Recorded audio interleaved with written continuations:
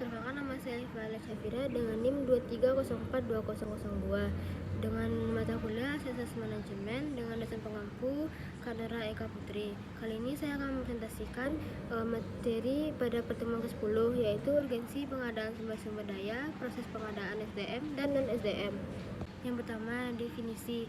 Pengadaan sumber daya merujuk pada proses pengolahan sumber daya yang diperlukan oleh suatu organisasi untuk mencapai tujuan dan menjalankan operasinya. Sumber daya ini dapat berupa sumber daya manusia seperti karyawan atau sumber daya non-SDM seperti peralatan, teknologi, atau aset fisik lainnya. Yang kedua itu pentingnya pengadaan sumber daya. Yang pertama, meningkatkan kinerja. Yang kedua, menyokong strategi. Yang ketiga itu pemeliharaan operasi. Yang keempat itu pemenuhan standar. Yang ketiga itu ada proses pengadaan SDM. Yang pertama, perencanaan, menentukan kebutuhan SDM, merancang deskripsi pekerjaan, dan menentukan sumber perekrutan. Yang kedua itu perekrutan, mencari calon karyawan yang sesuai, melibatkan perekrutan internal dan eksternal, serta seleksi calon.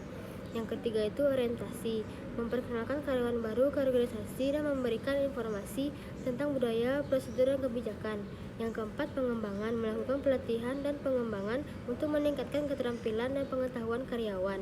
Yang kelima itu evaluasi kinerja, melakukan evaluasi kinerja secara teratur. Selanjutnya yang keempat ada proses pengadaan non-SDM. Yang pertama, perencanaan. Perencanaan adalah identifikasi kebutuhan sumber daya non-SDM.